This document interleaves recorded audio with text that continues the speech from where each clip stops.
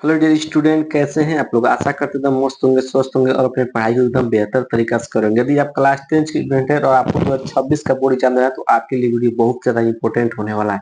क्योंकि आज के इस वीडियो में जो आपका 2025 का जो सेट नंबर 1 है, जिसका कोड 822 BV है, उसका लेक्चर नंबर 7 करने वाले हैं। इसके पीछे मैंने इसका 6 लेक्चर दे चुका है, जिसमें हमने काफी प्रश्नों को हल किया है।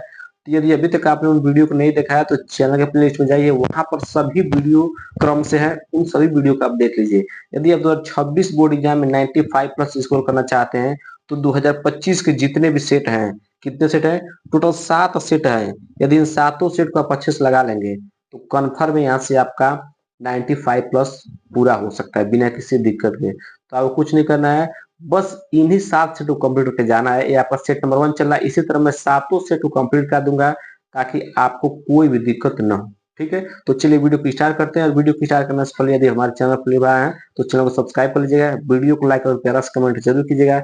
इसी तरह मैं सभी सब्जेक्ट का अनुसार पेपर सॉल्व करवा रहा हूँ, तो आपको इस चैनल को सब्सक्राइब कर जरूर लेना है और सभी सब्जेक्ट का अनुसार पेपर आपको सॉल्व ही करके जाना है, क्योंकि इसी को बोलते हैं PYQ क्वेश्चन। और 100% PYQ क्वेश्चन से ही आपका 2026 बोर्ड एग्जाम का पेपर बनेगा। ठीक है, तो चलिए हम लोग अगला प्रश्न करते हैं।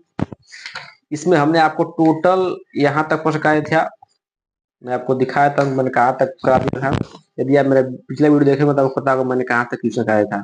मैंने यहाँ घ तक प्रश्न कराया था। ठीक है, घ तक प्रश्न कंप्लीट किया था।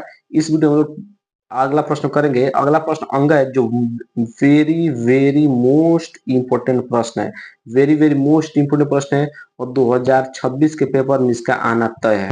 ठीक है, कह रहा है कि यदि दिए गए आवृत्ति वितरण के आंकड़ों का माध्यक 28.5 है। ठीक है, यदि माध्यक आपको दिया 28.5 तो एक्स और वाई के मान ज्ञात कीजिए। ठीक है, यहाँ पे यह क्या दिया, 60 दिया है। ये जो आपको आंकड़ा दिया गया है, इसे क्या करना है, आपको माध्यक ज्ञात करना है।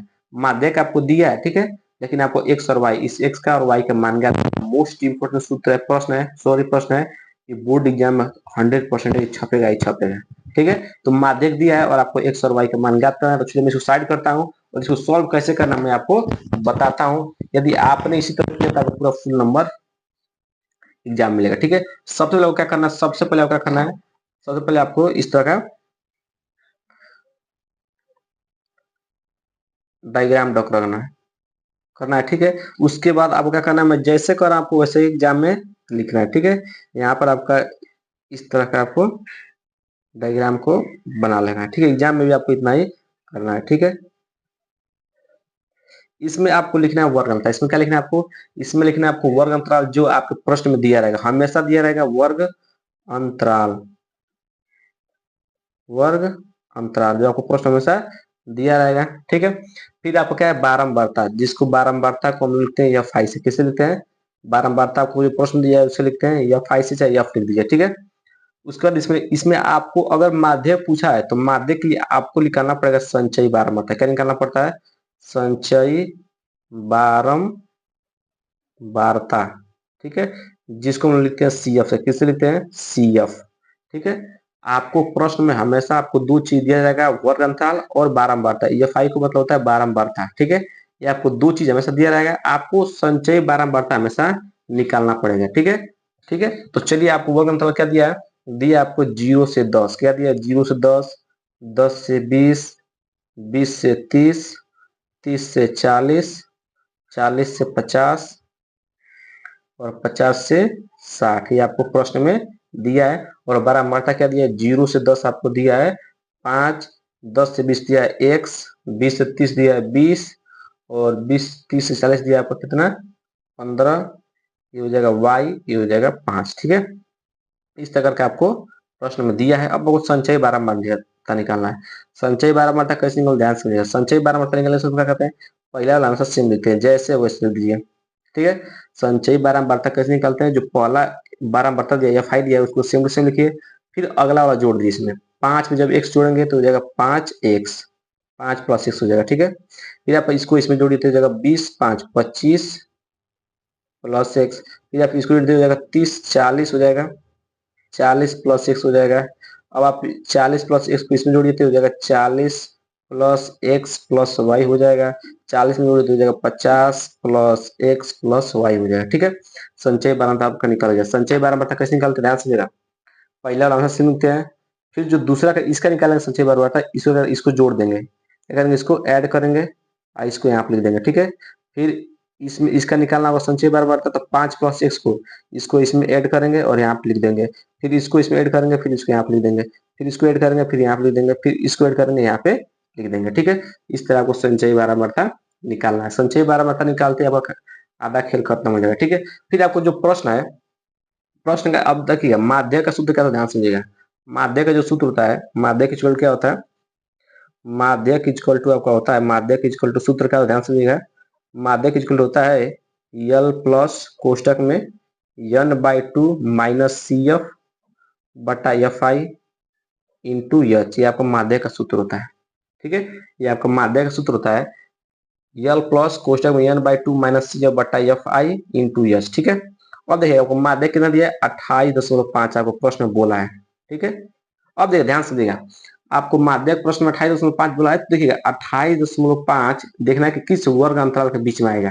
ठीक है, इस वर्ग अंतराल के बीच में किस वर्ग अंतराल को मैं चूज करूं उसमें 28.5 आ जाए। ठीक है, तो यदि आप इस वर्ग अंतराल देखें 20 और 30, इसको यदि आप इसको अगर सर्कल कर लें इस तरह, तो इसी के बीच में आपका क्या आएगा 28.5 आएगा। 20 और 30 के बीच में क्या आएगा आपका 28.5 आएगा। ठीक है, अब आपको जैसे आप इसको चूज किया था, ये वाला क्या होता है, ये वाला जो होता है इसको बोलते हैं यल का मान। किसे बोलते हैं, जो 20 है यल का मान हो गया, और इनके बीच का जो गैप है 20 और 30 के बीच में कितना गैप है 10 का, तो इसको बोलते हैं यच। यच का मान कितना दिया है 10 दिया है।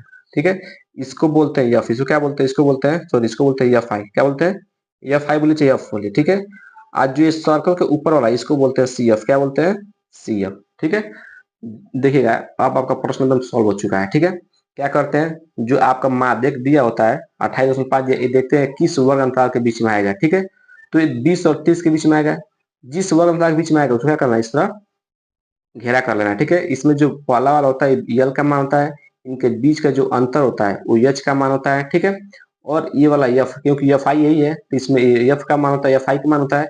और इस संचय बारहमात्रा में जिसको सर्कल किए हैं, जिसको जिसको घेरा किए हैं, उसके ऊपर वाला क्या होता है, सी एफ होता है। अब सबका मान आप रखिए और आंसर लेते आइए। ठीक है, अब देखिए यल, यल का यल, यन, यन का मान कितना दिया आपको प्रश्न में, यन का मान आपको दिया 60, प्रश्न आपको दिया था देख लीजिए। तो हो जाएगा 60 में जब 2 से भाग करेंगे तो कितना कटेगा 30 बार में, माइनस सी एफ मान कितना निकला है, सी एफ मान निकला है 5 प्लस एक्स, कितना निकला है 5 प्लस एक्स। ठीक है, तो एफ आई का मान कितना दिया है 20 दिया है, इंटू एच का मान कितना दिया है 10 दिया है। अब इसको सॉल्व, बस आप इसको सॉल्व करते चलना, आपका आंसर आ जाएगा। ठीक है, यल, यल का मान कितना दिया आपको, यल का मान आपका निकला है 20, यहाँ लिख लीजिए 20 प्लस 30 माइनस अंदर गुणा खाइए, ये जगह माइनस का 5। ठीक है, और माइनस प्लस माइनस का एक्स बटा 20 इंटू 10। ठीक है, अब 10 से काट देखो कटेगा 10 गुना 20। ठीक है, गुना में कट जाएगा, और 20 प्लस 30 में से 5 जाए, 30 में से 5 जाएगा 25, 25 माइनस एक्स बाई 2। ठीक है, इधर बराबर का चला, बराबर चल रहा है 28.5, इधर भी चल रहा है 28.5। ठीक है, अब ध्यान से क्या करेंगे, अब 20 किधर लाइए, 20 किधर लाइए, बराबर किधर लाएंगे, तो ये जगह माइनस का 20, 28.5 माइनस का 20 इक्वल टू होगा 25 माइनस एक्स बाई 2। ठीक है, तो घटाएंगे कितना जाएगा 8.5 हो जाएगा 25 माइनस एक्स बटा 2। अब 2 किस में गुणा में, किस में जाएगा सॉरी इधर भाग में, 2 किस में भाग में, किस में जाएगा गुणा में, तो 8.5 गुणे 2। ठीक है, 25 माइनस एक्स, अब जब इससे गुणा करेंगे कितना जाएगा 8.5 गुणा जब 2 में कराएंगे तो कितना हो जाएगा 17, कितना हो जाएगा 17, 25 माइनस एक्स। ठीक है, 25 माइनस एक्स हो जाएगा, 25 को इधर लाइए तो हो जाएगा 17 minus 25 equal to minus x, जब घटाएंगे कितना जाएगा 8, कितना जाएगा ये जाएगा माइनस के 8 इक्वल टू माइनस के x, x minus minus cut गया, एक्स का मान कितना गया 8 आ गया। ठीक है, यहाँ से एक्स का मान कितना आ गया 8 आ गया। आपको एक्स और वाई का मान पूछा था, तो एक्स का तो मान आ गया, लेकिन आपको ये भी वाई का मान निकालना है, तो वाई का मान कैसे निकालो ध्यान समझिए आप लोग। ठीक है, वाई का मान कैसे निकाल ध्यान समझिए, देखिए जो यन का मान होता है, जो यन का मान होता है, ठीक है। इस ये कैसे निकलता है, इन सबको जोड़ेंगे तो यन का मान निकलेगा, लेकिन यन का मान आपको ऑलरेडी दे दिया 60। ठीक है, ये यन का जो मान आता है और ये दोनों बराबर होते हैं, याद रखिएगा। संचयी बारंबारता का जो आखिरी पद होता है ये, और जो एफ आई का आखिरी मतलब इन जोड़ने पर जो मिलता है वो दोनों क्या होते हैं, बराबर होते हैं। ठीक है, तो इसका मतलब 50 प्लस एक्स प्लस वाई बराबर किसका हो जाएगा, 60 के बराबर हो जाएगा। ठीक है, इसको आपको याद रखना है, समझ लेना है कि संचयी बारंबारता का आखिरी पद जो होता है, जो निकलता है, और जो एफ आई को जोड़ने पर जो टोटल आता है वो दोनों क्या होते हैं, बराबर होते हैं। तो मैंने इसको इसके बराबर रख दिया। अब यहाँ 700 के वाई का मान निकाल दिए, तो 50 प्लस एक्स का मान आप कितने निकाले हैं, 8 निकाले हैं। वाई का मान आपको निकालना है, तो उसको समझ दीजिए, 50 प्लस 8 58 हो जाएगा, प्लस वाई इक्वल टू 60। 58 चला जाता है जगह, वाई इक्वल टू 60 माइनस 58, तो घटा देंगे तो वाई को कितना आ जाएगा, 2 आ जाएगा। ठीक है, ये अब क्या हो जाएगा, आंसर हो जाएगा। देखिए यहाँ पे एक्स का मान निकल गया, किसका मान निकल गया, वाई का मान निकल गया। आशा करते हैं कि ये वाला प्रश्न अच्छे से क्लियर हो गया। चाहे तब स्क्रीनशॉट लेकर, नहीं समझ में आया होगा तो एक बार जरूर से जरूर इसको लिख लीजिए, इसको एक बार और देख लीजिएगा। एकदम आसान प्रश्न है, मैंने इसको किसे बताया है बाबू, इसको मैंने आपको केवल सूत्र बताया है। तो आशा करते हैं कि क्लियर हो गया वो प्रश्न। अब हम लोग अगला वाला प्रश्न पर आगे बढ़ते हैं। तो अब हम लोग अगले प्रश्न करते हैं। ये वाला प्रश्न आपको एकदम अच्छे से क्लियर हो गया। अगला प्रश्न जो है, अगला प्रश्न जो वेरी वेरी मोस्ट इंपोर्टेंट प्रश्न है आपका प्रायिकता चैप्टर से, और बहुत आसान प्रश्न है। इस तरह का प्रश्न आपको आसानी से 4 नंबर दिला कर जाएंगे यदि आप इस प्रश्न को अच्छे से समझ लेंगे तो। ठीक है, देखिए प्रश्न क्या कर रहा है कि किसी कारण 12 खराब पेन, ठीक है, कोई 12 खराब पेन है जो किसी कारणवश 132 अच्छे पेनों में मिल गए हैं। ठीक है, केवल देखकर यह नहीं बताया जा सकता है कि कोई पेन खराब है या अच्छा है। इस मिश्रण में से एक फूल यादृच्छा मतलब बिना किसी चीटिंग का, बिना देखे हुए, ठीक है, निकाला जाता है। निकाले गए पेन के अच्छा होने की प्रायिकता ज्ञात कीजिए। बहुत आसान प्रश्न है, बहुत आसान प्रश्न है, प्रायिकता चैप्टर का है, और आपका 4 नंबर का प्रश्न है। देखिए कैसे करना, ध्यान से समझिएगा। मैं इसको लिख कर बताता हूँ कि आपको कैसे करना है। ठीक है, यहाँ पर आप लोग देखिएगा, हल करते हैं इसको। प्रश्न नंबर 6 है, इसको देखिएगा। ठीक है, एग्जाम कैसे, ध्यान समझिएगा। सूत्र में लिखना है कि अच्छे पेनों की संख्या, क्या लिखना है कि अच्छे अच्छे पेनों की संख्या, आप लिखना है अच्छे पेनों की संख्या। प्रायिकता जो भी क्वेश्चन आएगा आपको इसी तरह सॉल्व करना है। अच्छे पेनों की संख्या कितनी है टोटल, कितना है, सॉरी, अच्छे पेन टोटल 132 है। लिखना है खराब पेनों की संख्या, खराब पेन कितना दिया है, खराब पेनों की संख्या कितनी हो जाएगी, 12 दिया है। अब आपको कुल पेनों संख्या निकालना है, कुल पेन कितना हो जाएंगे, कुल पेनों की संख्या हो जाएगा 100, इन दोनों को जोड़ दीजिए तो हो जाएगा 144। ठीक है, मैंने अभी क्या किया, अभी अभी आपको जो प्रश्न दिया था वही लिखा है। आपके अच्छे पेन दिए गए थे 132, खराब पेन दिए गए थे 12, तो टोटल पेन कितने हो जाएंगे, कुल पेनों संख्या कितनी हो जाएगी, 144 हो जाएगी। अब आपको क्या करना, ध्यान समझिएगा। अब आपको प्रायिकता किसकी करनी है, पी मतलब प्रायिकता, प्रायिकता निकालना आपको। क्या, किस पेनों के लिए, अच्छा पेनों की संख्या, मतलब निकाले गए पेन की अच्छा होने की प्रायिकता ज्ञात करना, मतलब अच्छे पेन की प्रायिकता ज्ञात करना है। तो पी ऑफ अच्छे पेनों, अच्छे पेनों की संख्या। ठीक है, आपको निकालना क्या, पी मतलब हो गया प्रायिकता, प्रायिकता अच्छे पेनों की संख्या का निकालना है। ठीक है, तो ध्यान समझिएगा। टोटल अच्छे पेन कितने हैं, जो आपसे प्रश्न पूछेगा उसकी संख्या आप ऊपर एक बटा चिन्ह लगा देने में, ध्यान समझिएगा। कौन पूछ, क्या पूछ रहा है आपसे, कि पूछ रहा है कि अच्छे पेन कितने हैं, तो अच्छे पेन कितने थे, 132 हैं, तो 132 का आप ऊपर लिख दीजिए। ठीक है, कुल कितने पेन थे, टोटल 144 पेन थे, तो आपको लिख देना 144, ये आपका आंसर हो जाएगा। इसको काट के जब छोटा करेंगे तो आ जाएगा, कितना आ जाएगा आपका, यहाँ से आंसर हो जाएगा 11/12। जब इसको काटेंगे तो आपका आंसर कितना आ जाएगा, 11/12, ये आपका क्या हो जाएगा, आंसर हो जाएगा। ठीक है, 11/12 क्या आ जाएगा आपका आंसर हो जाएगा। ठीक है, ये आपका आंसर हो जाएगा। ठीक है, कैसे निकाल, ध्यान समझिएगा। आपको अच्छे पेनों की संख्या दिया था 132, खराब पेनों की संख्या थी 12, मैं कुल पेनों की संख्या निकाल लिया था आगे 144। अब प्रायिकता का सूत्र होता है कि अनुकूल परिणामों की संख्या, मतलब अनुकूल का मतलब कि जो आपसे प्रश्न में पूछ रहा है उसकी संख्या ऊपर लिख रहा है, टोटल संख्या कितनी हो आपको नीचे लिखना है। तो आपसे पूछा था अच्छे पेनों की संख्या निकालना था, अच्छे पेनों की प्रायिकता निकालना था। तो अच्छा पेन था 132, तो मैंने 132 लिख दिया ऊपर। टोटल पेन कितना था 144, मैंने 44 लिख दिया, इसको काट कूट के छोटा किया तो 11/12 आ गया।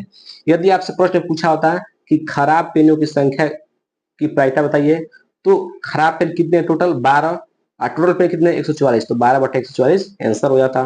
ठीक है, तो इस तरह का प्रश्न आपके एग्जाम में आएगा। देखिए कितना आसान है, कितना आसान है। आपका प्रश्न एग्जाम में 4 नंबर का पूछा गया है।